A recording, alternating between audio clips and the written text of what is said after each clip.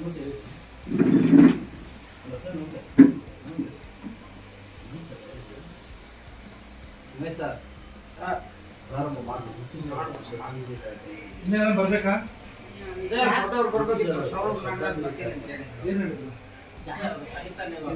ಸರಿ ಬಿಡಿ ಮಾಡಿ. ಹೌದು.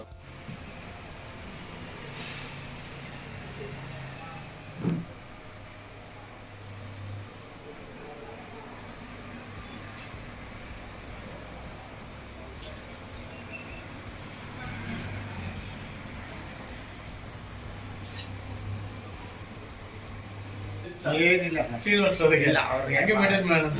ಇವ್ರು ಕಂಡ್ರೆ ಬಹಳ ಇಷ್ಟ ಅವ್ರಿಗೆ ಡಿಸಿಪ್ಲಿನ್ ಅಲ್ಲಿ. ಎಸ್ ಹೆಂಗೆ ಬರ್ತಾ ಇದೆ ಕುಡಿಬಾರ್ದು. ಇಲ್ಲ ಅಲ್ಲೇ ಇದೆ ಸರ್, ಅಲ್ಲಿ ಎಲ್ಲ ಮಾಡಿಟ್ಟಿದೆ ಸರ್. ಆದ್ರೆ ಲಾಸ್ಟಲ್ಲಿ ಪುಷ್ಪಾರ್ಚನೆ ಮಾಡಿ ಮಾಡಿದ್ರ ವಾ ವಾ ಎಲ್ಲ ಪೂಜೆ ಆಗ ಸರ್. ಫೇಸ್ ಈ ಕಡೆ ಮಾಡಿ ಸರ್.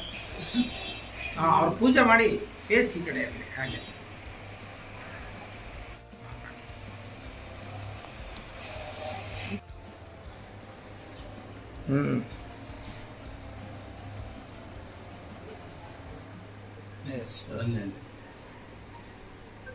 ಸುಮಾ ಮೇಡಮ್ ನೀವು ಮಾಡಿ. ಆಯ್ತು ಮಾಡಿ. ನಿಮ್ದಾಯ್ತಾ? ಇನ್ನಾರಿದ್ದೀರಾ? ಈಗ ಪುಷ್ಪಾರ್ಚನೆ ಮಾಡ್ಕೊಂತಾರೆ. ಅದೆಲ್ಲ ಮುರಿದಿದ್ದೀನಿ ಬಿಡಿ ಮೇಡಮ್, ಎಲ್ಲ ಮುರಿದಿದ್ದೀನಿ.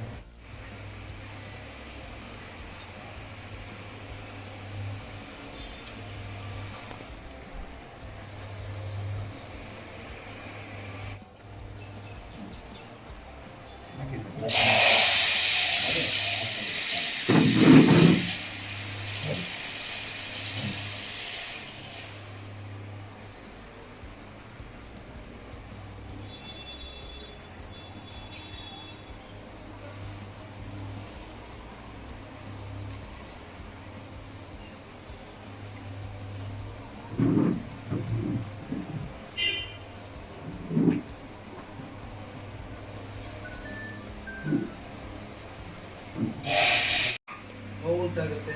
ಯಾಕಂತ ಹೇಳಿದ್ರೆ ಅವ್ರ ಒಡನಾಟ ಹೆಂಗಿತ್ತು ಅಂತ ಹೇಳಿದ್ರೆ, ನಮ್ಮ ಪ್ರತಿಯೊಬ್ಬರ ಮನೆಯಲ್ಲೂ ಅವರೊಂದು ಯಾರೋ ಒಬ್ಬರಿಗೆ ಒಂದು ಅಣ್ಣನಾಗಿ ತಮ್ಮನಾಗಿ ಇದ್ರು ಅಂತ ಒಂದು ಭಾವನೆ ಬರುತ್ತೆ. ಅಂತ ಒಂದು ಮನೋಭಾವನೆ ಇಟ್ಕೊಂಡಂಥ ವ್ಯಕ್ತಿ ಇವತ್ತು ನಮ್ಮ ಜೊತೆ ಇಲ್ಲ ಅನ್ನೋದೇ ಶಬ್ದನೇ ನಮ್ಗೊಂಥರ ಮನಸ್ಸಲ್ಲಿ ಒಂಥರ ದುಃಖ ಉಂಟು ಮಾಡ್ತದೆ. ಸೊ ಅವರ ಕುಟುಂಬದವ್ರಿಗಾಗಿರ್ಬೋದು ಅಥವಾ ನಮ್ಮ ಯಾರೇ ಪತ್ರಕರ್ತರ ಒಡನಾಟದಲ್ಲಿರೋ ಪತ್ರಕರ್ತರು ಇದನ್ನ ಜೀರ್ಣಿಸ್ಕೊಳ್ಳೋದು ತುಂಬ ಕಷ್ಟದ ಪರಿಸ್ಥಿತಿ. ಈಗ ಅಂಥ ಒಂದು ಸ್ನೇಹಿತನ ನಾವು ಇವತ್ತು ಕಳ್ಕೊಂಡಿದ್ದೀವಿ. ಸೊ ಈ ಒಂದು ಸಂದರ್ಭದಲ್ಲಿ ಅವರ ಆತ್ಮಕ್ಕೆ ಶಾಂತಿ ಸಿಗಲಿ ಅಂತ ಒಂದು 2 ನಿಮಿಷ ಎಲ್ಲರೂ ಎತ್ತಿ ಮೌನಾಚರಣೆ ಮಾಡೋಣ. ಅವ್ರ ದೇವರವರಿಗೆ ಅವ್ರಿಗೆ ಹೆಚ್ಚಿನ ಶಾಂತಿ ಕೊಡಲಿ ಅಂತೇಳಿ ಈ ಸಂದರ್ಭದಲ್ಲಿ ನಾನು ಹೇಳಕ್ಕೆ ಇಷ್ಟಪಡ್ತೀನಿ. ಇದರ ಬಗ್ಗೆ ಇನ್ಯಾರು ಮಾತಾಡಬೇಕು?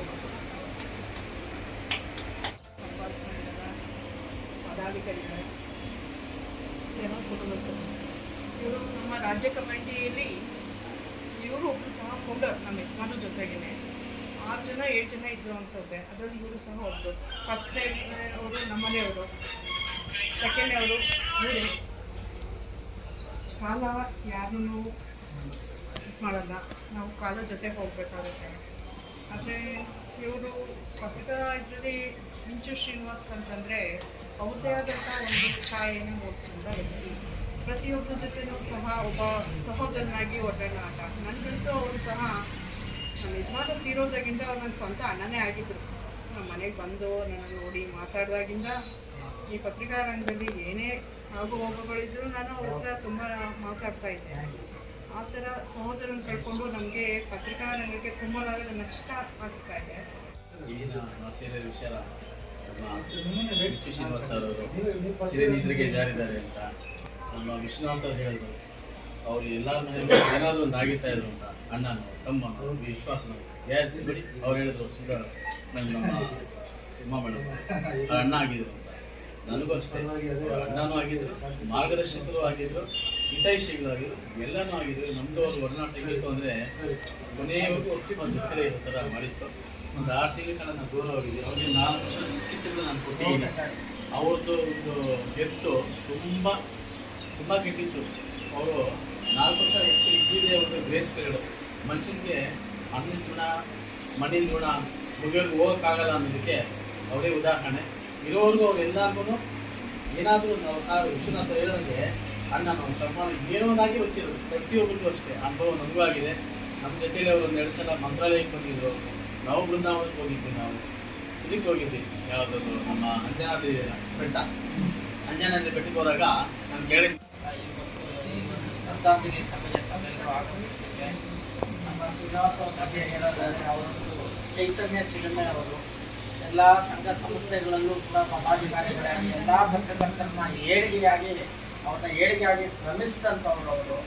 ಇವತ್ತು ಹೇಳೋದಾದರೆ ನಮ್ಮ ಬೆಂಗಳೂರು ಉತ್ತರ ಘಟಕ ಇವತ್ತು ಹುಟ್ಟೋದಕ್ಕೆ ಕಾರಣ ಅವರೇ ಇದನ್ನು ಇಲ್ಲಿ ಒಂದು ಘಟಕ ಮಾಡಿ ನಮ್ಮೆಲ್ಲ ಪತ್ರಕರ್ತರನ್ನ ಒಗ್ಗೂಡಿಸಿ ನಾವೊಂದು ಪತ್ರಕರ್ತರ ಇದಕ್ಕಾಗಿ ಶ್ರಮಿಸೋಣಪ್ಪ ಮಾಡಿ, ನಾನಿದ್ದೀನಿ ನಿಮ್ಮಿಂದ ಬೆನ್ನೆಲುಬಾಗಿರ್ತೀನಿ ಅಂತ ಹೇಳಿದ್ರು. ಆದರೆ ಇವತ್ತು ನಾವು ಇಲ್ಲ, ಆ ಸ್ಥಿತಿಗೆ ನಾವು ಬಂದಿದ್ದೀವಿ. ಆದ್ರೂ ಅವರು ಮಾಡಿದಂಥ ಕೆಲಸನ ನಾವು ಮುಂದುವರಿಸ್ಕೊಳ್ಳೋಣ ನಾವೆಲ್ಲ ಸೇರಿ. ಈ ಸಂಘಕ್ಕಾಗಿ ಶ್ರಮಿಸಿದಂಥ ಅವರಿಗೆ ನಿಜವಾಗ್ಲೂ ಎಷ್ಟು ಥ್ಯಾಂಕ್ಸ್ ಹೇಳಿದ್ರು ಸಾಲದು. ಭಗವಂತ ಇವತ್ತು ಏನು ನಮ್ಮಿಂದ ಅವರು ಕಣ್ಮರೆ ಆಗಿದ್ದಾರೋ ಅವರ ಆತ್ಮಕ್ಕೆ ಶಾಂತಿ ಕೊಟ್ಟು ಅವ್ರನ್ನ ಕುಟುಂಬದವ್ರನ್ನ ಕಾಪಾಡಲಿ. ಇವತ್ತು ಅವರ ಕುಟುಂಬದವ್ರಿಗೂ ಕೂಡ ಅವರ ಈ ದುಃಖವನ್ನು ಭರಿಸುವ ಶಕ್ತಿಯನ್ನು ಭಗವಂತ ಕೊಡಲಿ ಅಂತ ಈ ಸಂದರ್ಭದಲ್ಲಿ ಕೇಳ್ತಾ ಮಾತನ್ನ ಮುಗಿಸ್ತೀನಿ. ಹಾಗೂ ಅವ್ರನ್ನ ಒಂದು ಆತ್ಮಶಾಂತಿ ಕೊಟ್ಟು ನಮ್ಮೆಲ್ಲರಿಗೂ ಕೂಡ ಅವರು ಒಂದು ಬಲ ನೀಡಲಿ ಅಂತ ಈ ಸಂದರ್ಭದಲ್ಲಿ ಕೇಳ್ಕೊಳ್ತೀವಿ. ಇರಬೇಕು ಅನ್ನೋದು ಭಾಳ ತುಂಬ ಚೆನ್ನಾಗಿ ನಮಗೆ ಹೇಳಿದ್ರು, ಮತ್ತು ಒಳ್ಳೆ ಮಾರ್ಗದರ್ಶಕರು ಕೂಡ ಆಗಿದ್ರು.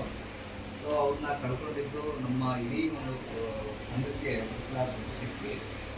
ಅವ್ರಿಗೆ ಮತ್ತು ಅವ್ರ ಕುಟುಂಬದವ್ರಿಗೆ ಆ ದುಃಖ ಬರೆಸೋಂಥ ಶಕ್ತಿನ ದೇವರು ನೀಡಲಿ ಅಂತ.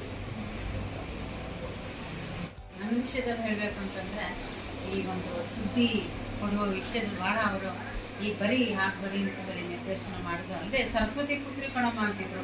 ನಿಮ್ಮ ಎದುರಿಗೆ ನಾನು ಯಾವ ಸರಸ್ವತಿ ಪುತ್ರಿ ಅಂದರೆ ಬಹಳ ಒಂದು ಎನ್ಕರೇಜಿವ್ ಆಗಿ ಮಾತಾಡಿ ನನಗೆ ತುಂಬ ಕುರುಪನ ನೀಡ್ತಾ ಇದ್ರು. ನೀನು ಮಾಡಿರೋ ಕೆಲಸಕ್ಕೆ ನಿಮಗೆ ಇನ್ನೂ ಪ್ರಶಸ್ತಿಗಳು ಬರಬೇಕಮ್ಮ ಅಂತೇಳಿ ಯಾವಾಗಲೂ ಪ್ರೀತಿಯ ಮಾತುಗಳನ್ನ ಆಡಿ ಒಂದು ಅತ್ಯಂತ ಹತ್ತಿರದ ಅಣ್ಣ ಅಂತ ನಾನು ಹೇಳಲಿಕ್ಕೆ ಬಯಸ್ತೇನೆ. ದೇವರು ಅವರಿಗೆ ಆತ್ಮ ಶಾಂತಿಯನ್ನು ಕೊಡಲಿ. ನನಗೆ ಆ್ಯಕ್ಚುಲಿ ನನಗೆ ಬೇರೆ ಏನೋ ಥ್ರೆಟನಿಂಗ್ ಕಾಲ್ಸ್ ಬರ್ತಾಯಿತ್ತು, ನಾನು ನೋಡೇ ಇರಲಿಲ್ಲ. ಸೌದಿ ಅರೇಬಿಯಾದಿಂದ ಟೆನ್ಷನ್ನಲ್ಲಿ ನಾನಿದ್ದೆ. ಆವಾಗ ಸರ್ ತಿಳಿಸಿದ್ರು, ಭಾಳ ಬೇಜಾರಾಯಿತು. ಅದಕ್ಕೆ ಇವತ್ತು ಎಲ್ಲ ಕೆಲಸಗಳು ಬದಿಗಿಟ್ಟು ಇದೊಂದು ಕಾರ್ಯಕ್ರಮ ಬರಲೇಬೇಕಂತ ದೇವರು ಅವರಿಗೆ ಶಾಂತಿ ಮತ್ತೊಮ್ಮೆ ಪ್ರಾರ್ಥಿಸ್ತಾರೆ. ನಮಸ್ಕಾರ. ಹಲವಾರು ಸಂಸ್ಥೆಗಳು, ಅದರಲ್ಲಿ ನನಗೆ ಸಕ್ರಿಯವಾಗಿ ಭಾಗವಹಿಸಿ ಪತ್ರಕರ್ತರ ನಾನು ಲೆಕ್ಕ ಶ್ರೀ ರೈಬಾರ್ ಮುಂದೆ ಎಲ್ಲ ಮಾಡಿ ಪ್ರೋತ್ಸಾಹ ಕೊಟ್ಟು ಶ್ರೀನಿವಾಸ್ ಅವರು ಅದೇ ಹೆಚ್ಚಿನಾಗಿ ನನಗೆ ಮೊದಲ ಹೇಳ್ತಾ ಇದ್ದರು, ಮಾಡೋಣ ಹಾಗೆ ಮಾಡೋದು ಪ್ರೋತ್ಸಾಹ. ನಾನಂತೂ ಬೇಜಾರು ಪ್ರಚಾರ ನಾನು ಆ ಕೆಲಸ ಇಟ್ಕೊಂಡಿದ್ದೀನಿ. ಮಾತಾಡ್ತಾ ಇದ್ದೆ, ಅದನ್ನು ಇದು ಮಾಡ್ತಾರೆ.